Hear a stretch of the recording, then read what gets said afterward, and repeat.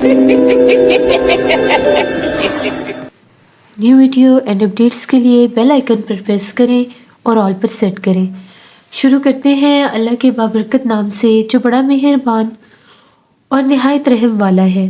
तमाम तारीफ़ें मेरे अल्लाह रब्बुल इज़्ज़त के लिए हैं।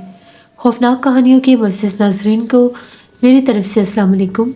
उम्मीद करती हूँ आप सब लोग खैरियत से होंगे, जहाँ होंगे खुश होंगे। आज आप लोगों के लिए मैं हर रोज़ की तरह बहुत ड्रावनी कहानियाँ लाई हूँ जिन्हें आप लोग बहुत पसंद करेंगे। आज की पहली खौफनाक कहानी जुल्फ़कार शेयर कर रहे हैं।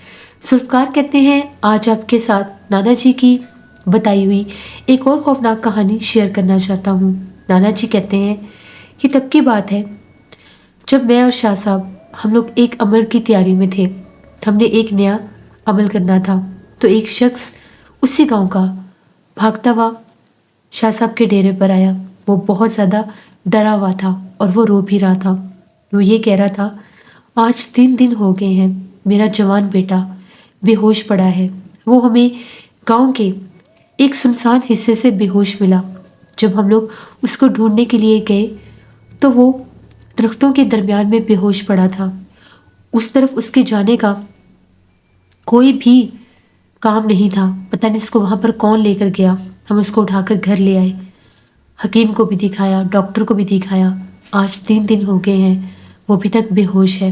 हमारी मदद करें, आप आकर देखें आखिर उसके साथ क्या मसला है।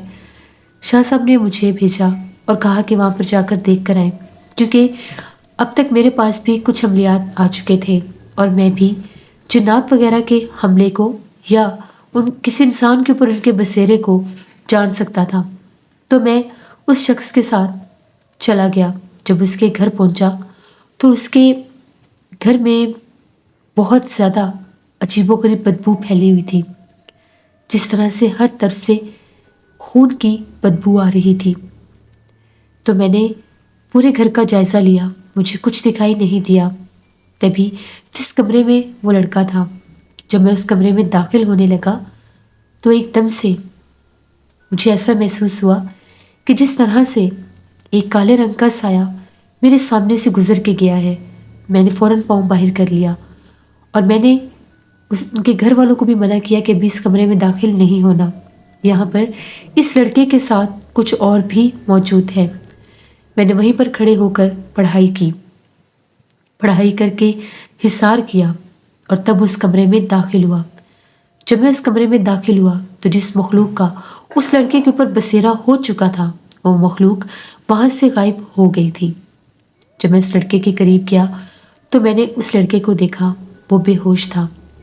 उसकी गर्दन के ऊपर एक निशान भी था, जिस तरह से उसकी गर्दन को किसी ने दबाने की कोशिश की हो। मैंने वहाँ पर बैठकर कुछ देर पढ़ाई की तो मुझे पता लग गया कि इस लड़के के ऊपर एक अफरीद जिन ने हमला किया है और ये उसकी जद में है और वो जिन अभी भी उस लड़के के साथ ही था। मैंने पढ़ाई करके पानी दम किया और उस पानी का कुछ छींटे उस लड़के के मुंह के ऊपर मारे। अभी 5 मिनट ही गुजरे थे, उस लड़के को होश आ गया। होश आते साथ उस लड़के ने चीखना चिल्लाना शुरू कर दिया। वो बहुत डरा हुआ था और बार बार ये कह रहा था कि मुझे बचा लें वरना वो मुझे जान से मार देगा। इतने में उनके घर वालों को भी मैंने आवाज़ दी, वो भी आ गए। सब उसको होश में आता देखकर बड़े खुश हुए। उसके करीब गए, उसको चुप करवाने लगे। मैंने उसे ये कहा कि हौसला रखो, वो तुम्हें कुछ भी नहीं करेगा। बताओ तुम्हारे साथ क्या हुआ था। उसका ये कहना था कि मैं डेरे से वापस आ रहा था, मुझे बहुत सख्त प्यास लगी थी तो मैं इमली के बाग के पास गया। वहाँ पर जो पुराना कुआं था मैं वहाँ से पानी पीने लगा। अभी मैं वहाँ से पानी पीकर पीछे हटा ही था तो मैंने वहाँ पर एक शख्स को देखा। वो बहुत सख्त तकलीफ में था, उसकी टांग से खून निकल रहा था। तो मैं उसके पास उसकी मदद के लिए गया तो जैसे ही मैं उसके करीब गया उसने मेरे ऊपर हमला कर दिया। उसका चेहरा बिगड़ गया, वो बहुत ज़्यादा डरावना था। वो मुझे बार बार ये कह रहा था कि मैंने उसको नुकसान दिया है, मैंने किसी को कुछ भी नहीं कहा था। उसका चेहरा बहुत डरावना था। उसने एकदम से मुझे पकड़कर इमली की दरख्तों से भी ऊंचा कर दिया वो कोई देव था, वो कोई जिन था, वो बहुत डरावना था। उसके बाद मुझे कुछ भी याद नहीं। तो मैंने उसको ये बताया कि तुम्हारे ऊपर एक अफरीत जिन ने हमला किया है। इमली के उन बागों में उन जिन्नात का पूरा कबीला रहता है। उन दरख्तों के आसपास शाम के बाद कोई भी गुजरे तो वो जिन्नात इसी तरह से इंसान पर हमला करते हैं। क्योंकि एक दफ़ा मैंने भी वहाँ पर जाकर एक 3 दिन का चिला किया था, तो उन 3 रातों में उन अफरीत जिन्नात ने मुझे बहुत ज़्यादा तंग किया था। मैंने उसको ये कहा कि अभी भी वो जिन तुम्हारे साथ ही था। जब मैं यहाँ पर दाखिल होने लगा हूँ तो वो तब भी इस कमरे में मौजूद था। वो लड़का बहुत डरा हुआ था और बार बार ये कह रहा था कि मुझे बचा लें, वो मुझे मार देगा। उसकी आंखों से अंगारे निकल रहे थे। मुझे उससे बहुत डर लग रहा है। मैंने उसे कहा कि तुम इंशाल्लाह ठीक हो जाओगे, अभी थोड़ी देर तुम आराम करो, ये पानी पीते रहना। शाम को तुम्हें शाह साहब के पास आना होगा, वो ही इसका हल बताएंगे। शाम को वो लड़का अपने वालिद के साथ शाह साहब के डेरे पर आया। शाह साहब ने उसको देखा। मैंने शाह साहब को सारी बात बता दी। तो शाह साहब का ये कहना था कि वो अभी भी तुम्हारे पीछे पीछे चलता हुआ यहाँ तक आया है, लेकिन इस डेरे के अंदर आने की उसकी हिम्मत नहीं है। वो अभी भी बाहर मौजूद है, पीपल के दरख्त के ऊपर एक उल्लू बन के बैठा हुआ है, ताकि तुम यहाँ से निकलो तो तुम्हें नुकसान दे सके। शाह साहब ने पढ़ाई की, उसके ऊपर हिसार किया और उसको एक तावीज़ दे दिया और ये कहा कि हिफाजत का तावीज़ अपने गले में रखो और 41 दिन तक तुमने इमली के उस बाग के रास्ते की तरफ नहीं जाना। चाहे तुम्हें जितना भी ज़रूरी काम हो, तुमने उस तरफ नहीं जाना। वो लड़का कहता है कि मैंने ऐसे ही किया। वो वहाँ से चला गया।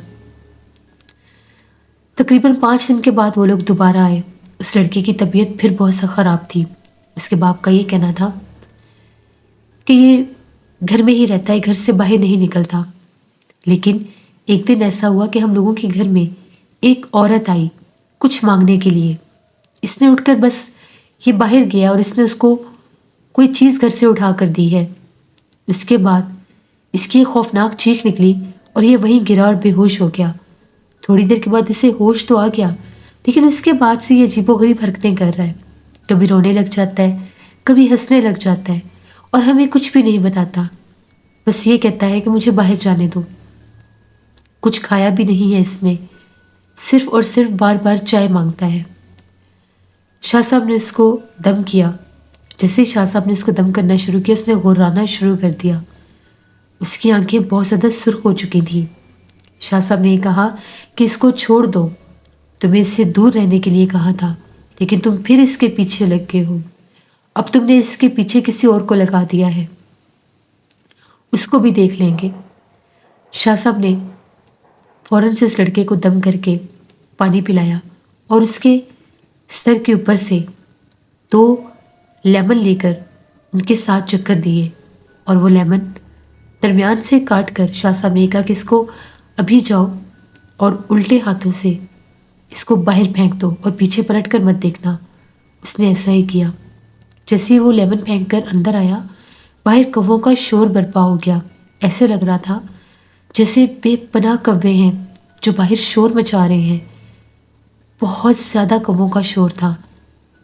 यहाँ तक कि ऐसे लग रहा था कि वो सारे कौवे शाह साहब के डेरे के आसपास ही मंडला रहे हैं। 5 मिनट तक ये काम चलता रहा। इसके बाद बिल्कुल खामोशी हो गई। शाह साहब ने कहा कि वो औरत के रूप में जो फकीरनी बन के आई थी मांगने के लिए, वो भी अफरीद कबीले की ही एक जिन्नी थी। जैसे इसने इसको कुछ दिया, उसने फ़ौरन से इसके ऊपर कुछ पढ़ाई कर दी, क्योंकि पास औकात ये जिन्नात भी इंसानों के ऊपर जादू टूने कर देते हैं, जिसके पीछे वो लग जाते हैं। वो इसको जानी नुकसान तो नहीं दे सकी, लेकिन अपना वार करने में कामयाब हो गई। फिर शाह साहब ने ये कहा कि 3 दिन ये हमारे डेरे पर ही रहेगा। 3 दिन लगातार शाह साहब उस लड़के को दम करते थे, मगरिब के बाद और इशा के बाद।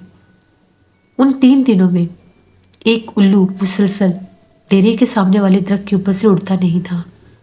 शाह साहब ने कहा था कि ये वही जिन है जो इस लड़के के पीछे है।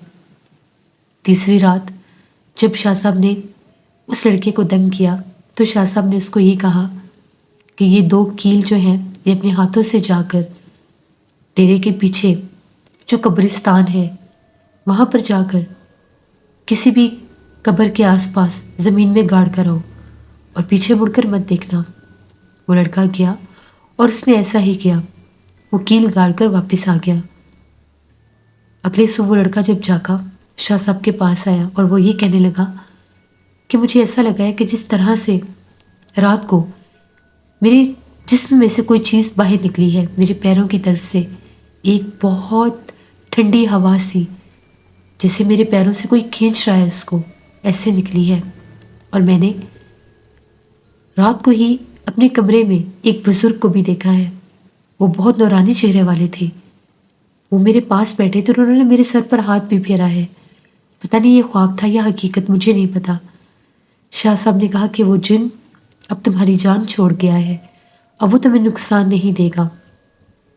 शाह साहब ने अपने ही एक मुलाजिम को कहा कि जाओ बाहर देख कर आओ। बाहर उस पीपल के दरख्त के नीचे एक उल्लू मरा हुआ होगा। जाकर देखा तो वहाँ पर एक उल्लू मरा हुआ पड़ा था। शाह साहब ने कहा कि ये वही था जो इसके पीछे लगा हुआ था। कल रात के अमल के बाद वो मर गया और इसकी जान छोड़ गया। फिर उस लड़के के बाप को बुलाया गया।